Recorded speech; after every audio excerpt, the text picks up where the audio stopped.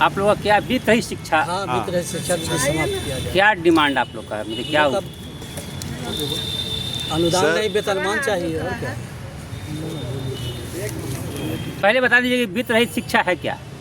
देखिए, वित्त रहित शिक्षा है क्या, जो आपका प्रश्न है उसका सीधा सीधा अर्थ यह है कि इस राज्य में 1400 से अधिक ऐसे संस्थान हैं जो राज्य के उच्च शिक्षा में योगदान दे रहे हैं। मतलब 60% से अधिक बच्चों को जो उच्च शिक्षा में उनको पढ़ाते हैं, उनको पिछले 4 दशक से वेतन का प्रावधान उनके लिए नहीं है, वेतन नहीं मिलेगा। अच्छा। नीतीश जी जब आए थे, आने के पहले कहे कि हम आएंगे तो इस कलंकित शिक्षा नीति को ख़त्म करेंगे, और कलंकित शिक्षा नीति को ख़त्म करने के नाम पर उन्होंने अनुदान का प्रावधान किया। वो भी अनुदान उन्होंने इन संस्थानों के प्रबंधन को भेजना शुरू किया। अनुदान का लूटपाट चालू हुआ और स्थिति इतनी बद से बदतर हो गई है कि अब सरकार के नुमाइंदे, सरकार के प्रतिनिधि, सरकार के विधान पार्षद, सरकार के तंत्र में बैठे लोग ये बात सार्वजनिक रूप से मान रहे हैं। विधान परिषद में इस बात को चर्चा हो गई कि अनुदान की नीति जो है यह फेल है, अनुदान कमीशन खोरी का खेल है, इसको बंद कीजिए। और शिक्षा समिति ने, राज्य की शिक्षा समिति ने ये अनुशंसा की है कि इन कर्मियों को अनुदान के बदले वेतन दिया जाए। वित्त रहित शिक्षा नीति राष्ट्र में और इस राज्य में एकलौता एक ऐसा शिक्षाकर्मी है जिसको वेतन नहीं मिलता है, लेकिन बढ़ाएगा 60% से अधिक बच्चों को, यही इसकी परिभाषा है। मतलब कि वित्त रहित शिक्षा, जैसे कि नाम से ही मालूम हो रहा है, बिना पैसा का वित्त रहित। बिना पैसा का बिना पैसा। इसको अगर यूँ और तोड़ के कहा जाए हाँ, तो इसको पूरे राज्य में 3 तरह के ऐसे विद्यालय थे। अच्छा। एक माध्यमिक हिंदी माध्यमिक विद्यालय, उसमें डिग्री कॉलेज भी हैं और इंटर कॉलेज भी हैं। इसी तरह के मदरसा में भी अनुदानित नीति, यानी कि कोई वेतन नहीं, सिर्फ अनुदान आपको देंगे। और संस्कृत विद्यालय भी थी। यानी कुल मिलाकर के भाषा के आधार पर भी अगर देखा जाए तो या जातिवाद के आधार पर भी देखा जाए तो 3 तरह के विद्यालय थे। सरकार नीतीश कुमार जब 2008 में आई तो उन्होंने प्रावधान किया कि हम आपको जो है बिना पैसा के तो नहीं कहेंगे, लेकिन एक तरह से प्रावधान किया कि परीक्षा फल आधारित अनुदान देंगे। परीक्षा फल को इसको भी तोड़ के समझा जाए कि आपके यहाँ 100 बच्चे एडमिशन लेते हैं, 100 बच्चे का पैसा आपको नहीं देंगे, आप उसको पढ़ाइए। अच्छा। जितने बच्चे आपके यहाँ से पास होंगे उस पास आउट के आधार पर, first division, second division, third division के आधार पर आपको पैसे देंगे। वो पैसे भी शिक्षक के खाते में नहीं देंगे। कहाँ देंगे? तो जो प्रबंधन उस विद्यालय को खोला था, जिसने खोला था, उस प्रबंधन के खाते में देंगे।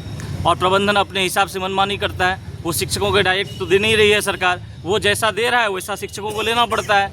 विरोध तो कर ही नहीं सकते इस राज्य सरकार के खिलाफ हम लोग। तो ऐसा हुआ कि पिछले कुछ समय में हम लोगों को उम्मीद जगी कि अब नीतीश जी कर देंगे। उसका एक प्रमुख कारण क्या था? सबसे पहले मदरसा के शिक्षकों को उन्होंने वेतन दे दिया, आज उनको नियमित वेतन मिल रहा है। फिर संस्कृत विद्यालय को भी दे दिया। हम लोगों को आस जगी कि अब जो है बीजेपी के साथ मिल गए हैं, एनडीए की सरकार है, तो हम लोगों को भी शायद मिलेगी। आजकल के हम लोग बार बार मांग पत्र दे रहे हैं, सदन में भी आवाज़ उठाई गई, सदन में आवाज़ उठाई दी गई तो पहली बार सरकार ने पॉजिटिव रूप में एक कमेटी गठित की और उस कमेटी को कहा गया कि क्या इनको अनुदान के जगह पर वेतन मिलनी चाहिए, इसकी आप समीक्षा कीजिए। ये सरकार ने किया, ये सदन में कहा गया, ये हम लोगों की तरफ से नहीं कहा गया।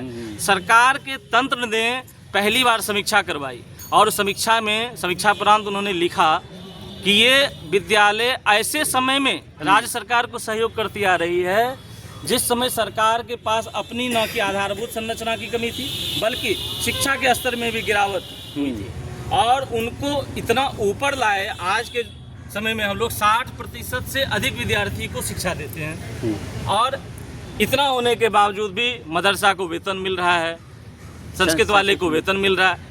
अरे मदरसा और संस्कृत वाले को तो छोड़ दिया जाए, हम लोग तो आज के युग में जो रसोइया है, जो रसोइया खाना बनाते हैं, जो कि आज के युग में और भिन्न भिन्न तरह के जितने भी संविदा पर बहाल थे वो सभी वेतन पा रहे हैं। या तो सबको कुछ न कुछ डबल कर दिया गया है, वेतन मिल रही है सबको। हम लोगों को मासिक वेतन के नाम पे 1 रुपया भी सरकार नहीं दे रही है। तो जब अब हम लोगों की प्रमुख मांग ये है कि आपने खुद कमेटी बनाई, आप कमेटी की बातों को मानिए। कमेटी अनुशंसा कर रही है कि इनको वेतन मिलना चाहिए। अब किस बात का दे रहे हैं आप? अब क्यों नहीं दे रहे हैं? अब उम्मीद भी हम किससे कर सकते हैं? सरकार के तंत्र से ही कर सकते हैं। पिछले 20 साल से नीतीश जी हैं और नीतीश जी के रहते हुए भारत में, बिहार में जो है हर तरह का विकास हुआ है, शिक्षा के क्षेत्र से लेकर अन्य सभी क्षेत्र में। अब हम लोगों को ऐसा लग रहा है कि नहीं होता है कि 10 बाल बच्चा है तो 9 ठो को निकाल दिए, 1 ठो बिल्कुल गया गुजरा है, जिसको कोई पूछने वाला नहीं। हम लोग बस इसी स्थिति में जी रहे हैं। और वित्त रहित शिक्षा नीति इस तरह से हो गई है कि अगर कोई जान जाए कि ये वित्त रहित शिक्षक हैं तो बताने में शर्म आती है कि हम लोग वित्त रहित शिक्षक हैं, जबकि सभी बीएड किए हुए, सभी ट्रेन है, पीजी है, स्टेट पास है। आज के युग में जो क्वालिफाइड, जो सरकार जो मापदंड तय की है, उन सभी मापदंडों को हम पूरा करते हैं। और उससे भी बड़ी विडंबना की बात देखिए, जो विद्यार्थी हमारे स्कूल कॉलेज में पढ़ रहे हैं उन सबको सरकार, जो कि सरकारी विद्यालय में जितनी फैसिलिटी मिलती है, पोशाक की राशि, साइकिल की राशि या जितने भी अन्य तरह की राशियाँ, वो सब उनके खाते में दे रही है। हमसे भी इलेक्शन में ड्यूटी करवाएगी, एवल्यूशन ड्यूटी में ड्यूटी करवाएंगे। सरकारी हर तरह से हमारा उस तरह से काम ले रही है जो सरकारी तंत्र से लिया जा रहा है, लेकिन वेतन के नाम पे कुछ नहीं। ऐसी स्थिति में हम जाएं तो जाएं कहाँ? इसलिए पहली बार हम सब, अभी तो आप लेट से आए, संख्या बल बहुत ज़्यादा था और भी कर लेगी, तो हम लोग इस बार है कि अनिश्चितकालीन हड़ताल पर है। जब तक सरकार हमारी मांगों को मान नहीं लेगी, इस बार हम लोग जाने वाले पटना से है नहीं। चाहे जब तक वेतनमान की घोषणा नहीं करेगी, हम लोग पटना नहीं छोड़ेंगे। और हम लोगों को और कुछ नहीं, अनुदान बढ़ाने के लिए या और कोई मांग नहीं, हमको अनुदान के बदले वेतनमान दीजिए। आपको अनुदान नहीं देनी है, पिछला बकाया रखना है, रख लीजिए। उसका कारण देख लीजिए, 10 साल से 8 साल से बकाया है अनुदान। जो शिक्षक अर्थाभाव में मर गए, उनके परिवार वाले मुंह देखते रह गए, उनको पैसा नहीं मिला। कल हो सकता है हम लोग भी इसी तरह से, देखिए उस अवस्था, देखिए लेडी की तरफ जरा सा गौर कीजिए, किस अवस्था में वो यहाँ आई हुई है। अगर आप इनको 10 साल के बाद उनका बकाया राशि देंगे तो आपको क्या अंदाजा लगता है वो किस तरह से अपना इलाज करवाएगी, कहाँ से वो पैसे लाएंगी?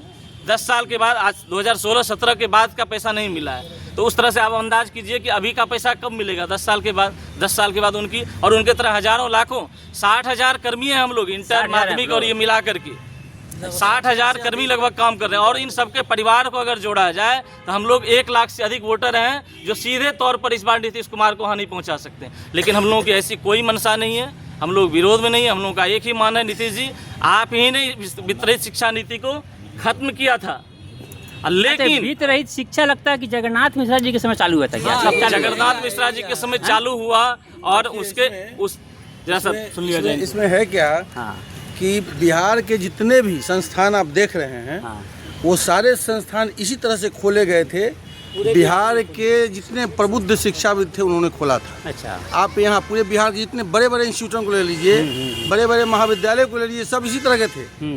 लेकिन एक समय आया और कोई सरकार हिम्मत दिखाई और उसको अधिकृत कर लिया। कुछ विद्यालय, कुछ इंटर विद्यालय और जो महाविद्यालय था छूट गया। उसके बाद नीतीश जी ने हिम्मत दिखाई 2008 में और इन्होंने वित्त रहित नीति को ख़त्म कर दिया। उस समय क्या हुआ था कि बिंदेश्वरी दुबे की सरकार थी शायद, और उन्होंने धारा 3(3) लगा के ये कर दिया कि अब बिहार की जनसंख्या नहीं बढ़ेगी। मैं आपके माध्यम से बता दूं कि उस समय मैंने देखा है कि बिहार की जनसंख्या करीब 5 करोड़ कुछ था, मतलब 6 करोड़ था बिहार की जनसंख्या, जिस समय 83 की बात है, 83 या 82 की बात है। आज बिहार की जनसंख्या 14 करोड़ से ज़्यादा है। उस समय ये योजना थी और तभी खोला गया था वित्त रहित संस्थान कि उस समय करीब 250 डिग्री कॉलेज की आवश्यकता थी, 600 इंटर कॉलेज की आवश्यकता थी और 1000 माध्यमिक विद्यालय की आवश्यकता थी। इसलिए ये वित्त रहित संस्थान को खोला गया था और कहा गया था कि समय के साथ जैसे जैसे आएगा इसका अधिग्रहण किया जाएगा। लेकिन अब जो सरकारें आईं या तो उसको ख़त्म कर दी, मध्य विद्यालय को 2 कट्ठा 3 कट्ठा वाला को उत्क्रमित करके उन्होंने 10+2 कर दिया। कोई एसेट नहीं है, बैठने का जगह नहीं है, जबकि हमारे पास अरबों की संपत्ति है। भवन देखिए तो करोड़ों करोड़ का बिल्डिंग हर स्कूल कॉलेज के पास है। सारे 10 साल 15 साल 20 साल के अनुभवी शिक्षक हैं, विद्वान शिक्षक हैं, जिन्होंने अपना तपस्या किया है इसमें पढ़ा करके। लेकिन आज ये सब भूखे मरने पर विवश है। और एक बहुत बड़ी बात कहा हमारा भाई ने कि हम लोग को उम्मीद भी है कि नीतीश जी हर काम में बहुत सफल हुए हैं और उन्होंने किया है। टोला सेवक को दे दिया, विकास मित्र को दे दिया, जीविका दीदी को दे दिया, आशा दीदी को दे दिया, ममता दीदी को दे दिया। मतलब यहाँ कोई भी ऐसा दीदी और भैया नहीं है जिसके साथ उनका रुख सकारात्मक नहीं रहा। अब ऐसी क्या मजबूरी है? हमारे कुछ मित्र कहते हैं कि शायद कुछ एमएलए और एमएलसी है जिनका बड़ा बड़ा महाविद्यालय है और शायद उनका दबाव पड़ता है, इसलिए शायद वो नहीं। तो दबाव क्या, तो उनको क्या नुकसान है? किसी किसी का महाविद्यालय करोड़ों का आमदनी है भाई, उसका नुकसान क्या है? अगर मान लिया आप लोग को पेमेंट मिलने लगेगा सरकारी, तो उन लोगों को क्या नुकसान है? अभी जो अनुदान हम लोगों को दे रही है, अगर उसका समीक्षा भी किया जाए हाँ। तो तकरीबन अगर डिग्री और माध्यमिक और इंटर को प्रावधान कर दिया जाए वेतन देने का, तो जो अनुदान की राशि सरकार हमको दे रही है उसको भी अगर सिर्फ उसी को अगर वेतन में कन्वर्ट कर दिया जाए तो तकरीबन हम डिग्री वाले को 50,000, इंटर वाले को अप्रॉक्स 40 से 45,000, माध्यमिक को 30 से 35,000 देंगे, सिर्फ उसी पैसे में दे सकते हैं। लेकिन ऐसा क्यों नहीं किया जा रहा है? ये तो मुख्य रूप से तो हम लोग यही समझ रहे हैं कि सरकार में जो कुछ नुमाइंदे उनके बैठे हुए हैं, उनके अब हम नाम नहीं लेना चाहेंगे एक तरह से अभी, चूंकि हम लोग उम्मीद में हैं नीतीश कुमार जी से। वो लोग ये चाह रहे हैं कि जो 8-8, 10-10 साल हम अनुदान की राशि को रोक के रखते हैं, उनका जो हमको इंटरेस्ट आता है, वो जो पैसा हम इतना दिन रखते हैं और बिचौलियों के माध्यम से उपयोग जो करते हैं हम, हाँ। उस राशि का उपयोग कैसे करें? क्योंकि इन लोगों को तो डायरेक्ट वेतन मिल जाएगा। हाँ। और ये बात नीतीश कुमार को समझाने के लिए ही हम लोग यहाँ आए हैं। और इस बार उम्मीद तो है ही कि वो कर देंगे, लेकिन इस बार एक तरह से हम लोग नीतीश कुमार जी से नाराज भी हैं। अगर नहीं करते हैं, और हम लोग ये लास्ट टाइम बहुत ज़्यादा टाइम 5 सितंबर तक अगर वो घोषणा नहीं करते हैं कि वेतनमान देने की, तो इस बार हम लोग आर पार की लड़ाई में फिर नीतीश जी ये मत सोचें कि हम लोग सब दिन उनके वोटर रहेंगे। वोटर हैं, पिछले 20 साल से हैं और आगे भी चाहते हैं कि उनको हम वोट देंगे, लेकिन उनके लिए इस बार उनको भी सामने आना होगा। जब हर किसी के साथ न्याय हो रहा है तो उस न्याय के और उस विकास में हम लोग ही पीछे क्यों छूट जाएं? अगर इस बार वेतन नहीं मिलती है तो नीतीश कुमार भी आगे के लिए सोच लें कि उनका क्या होगा, क्योंकि तकरीबन 1 लाख कर्मी हम लोग हैं। इस बार उनको ये भी दिखा देंगे कि हम लोग क्या कर सकते हैं। और वो 1 लाख अगर हम लोग अपने परिवार को जोड़ दें तो गुना करके देख लीजिए, तकरीबन 8 लाख कर्मी ऐसे हैं जो सीधे तौर पर उनको वोट की चोट दे सकते हैं। लेकिन हम लोग अभी आशा लगाए हुए हैं कि आप लोगों के मीडिया बंधुओं के माध्यम से हम लोग उनके पास ये मैसेज पहुंचाना चाहते हैं कि वो हम लोगों के ऊपर ध्यान दें, जो संभव है उनसे वो वेतनमान की घोषणा वो करें और जल्द से जल्द करें, क्योंकि इस बार अगर वो लेट करते हैं तो नुकसान उनका ही होगा।